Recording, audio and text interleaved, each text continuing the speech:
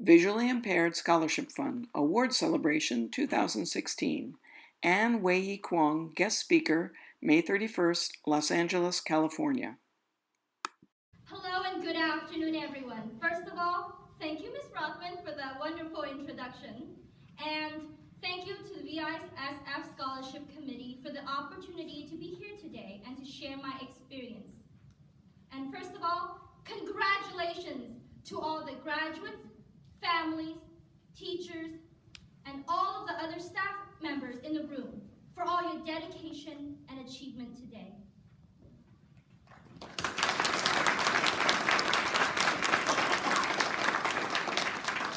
Again, as Ms. Rothman said before, my name is Anne Wei Kwong, and I graduated from John Marshall High School back in 2011, and I previously received the Ralph Salloway Award from the VISF Scholarship Fund. I want to first start off with asking you all to think about this question. Have you had a time in your life where you had to make some pretty difficult choices? I'm not referring to whether I should become best friends with the person next to me or if I should have chocolate or mint chip ice cream, but rather life-lasting, impactful decisions. Well, I want to share a little bit about how I had to make some of these decisions and what tools I utilized to make them. You will not graduate. Look at these statistics. This was what was told to me once by a counselor. She envisioned a path for me, a path where I would just graduate, maybe attend an independent living skills program, maybe attend a community college, and maybe find a job. But I didn't really agree with that path. I wanted a seat at my table, my own decision-making table, because I felt like these decisions would impact my life and my future, and it would be a sustainable impact. I wanted to have the choice, to have the opportunity to research my options prior to making these choices, so I can make what would be the most informed and appropriate decision for me. Growing up, my family and I immigrated to the United States when I was 8 years old. They left all they knew behind to move to an unfamiliar country, so I could have increased opportunities for my future. In China, individuals with visual impairments only had one option, to be a masseuse, and it was imposed upon them against their desires and talents. I have always known and wanted to work with people. I was really passionate about empowering other individuals to identify ways to improve their lives. I really wanted to become a psychologist. Thus, I worked really hard during middle and high school years so I could be prepared to attend or enroll in a university. My teachers and family members were indispensable in providing the resources and support. I remember my teachers would provide the necessary technology and transcribe everything into Braille, even all those complicated graphics for calculus that I sometimes didn't really understand. But thank you anyway for transcribing. And my parents, despite their busy schedules and their language barriers, would attend every IEP meeting and drive me to all my school activities. And soon, it was March of my senior year. College decisions were rolling in. I was either going to be accepted or rejected. Fortunately, I received several acceptances. But now, the true decision process began. I was, for a better word, confused. My counselor told me that I wouldn't succeed because of the grim statistics. And even if I were to attend a university, which one do I go to? How do I know what environment is suitable for me and conducive to success? My mother and I got so desperate, we even tried to flip coins. Maybe head would be UCLA and tails would be UC Berkeley, and that was not very fruitful since half the time it landed on one side. Finally, I remembered a piece of advice I was given from GEAR, which was a college preparation program. You really have to visit where you choose and see for yourself of working there, but living there, making friends there. I decided to apply this advice and visited all the weekend independent living skills programs. I volunteered in different places, including Braille Institute, and even drove all the way to the University of California, Berkeley, which was about 6 hours car ride away, pretty long ride.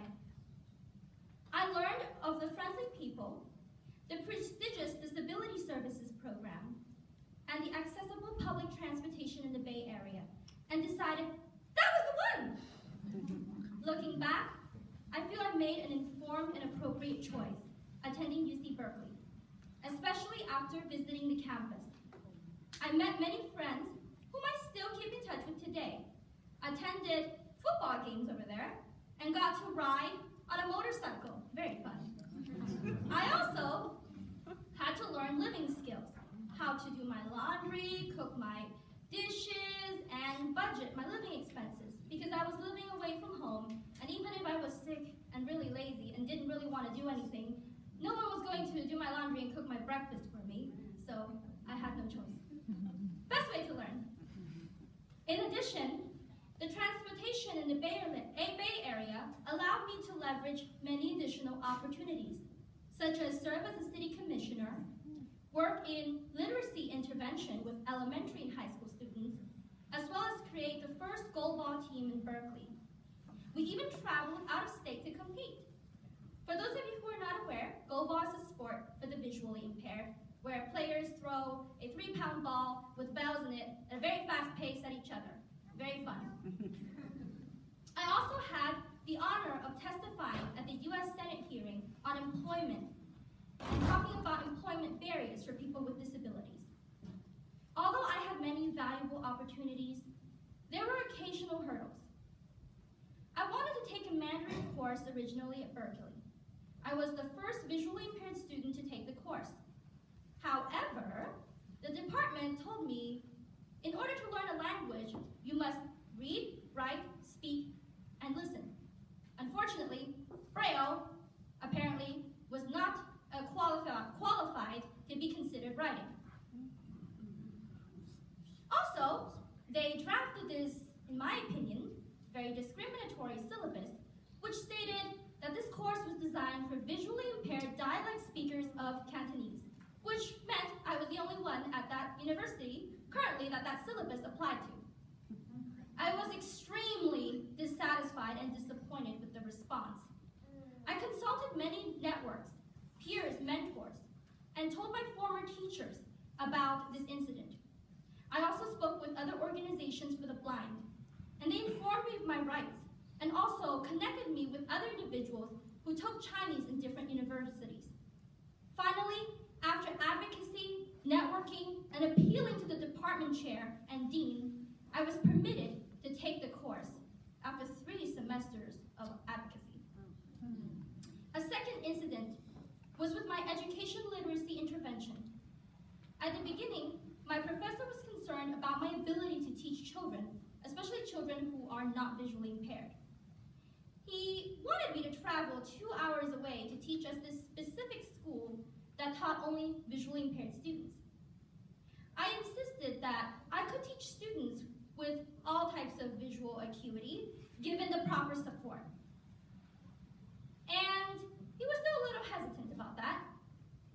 Again, I applied advocacy and networked with individuals. I happened to know someone who worked at the local district. At the end, I was able to convince my professor, and now he has actually changed his outlook.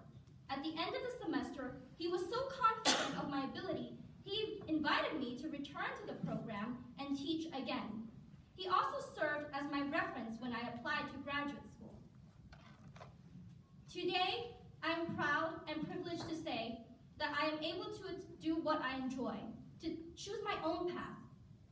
I'm currently attending UC Santa Barbara, and I'm a first-year student in the PhD program, pursuing what I'm passionate about, which is employment and education of at-risk individuals or children. I also co-founded a support group and mentoring program, Survive or Thrive, which aims to help transitional age youth with disabilities and their families plan toward their post-high school goals. I am content with my choices, and I have made plans to continue moving toward my aspirations. Now, I want to challenge you all, the future graduates. What are some potential options available for you after high school? Employment, independent living skills centers, college? Have you explored and researched these opportunities so you can have a seat at your decision-making table? Decision-making is a continual and collaborative, lifelong process. Take advantage of the resources and the support networks around you, your family, teacher, mentor, and peers. Life is an individualized journey where what you do now will shape the rest of your life and what you become in the future. Thank you for the opportunity.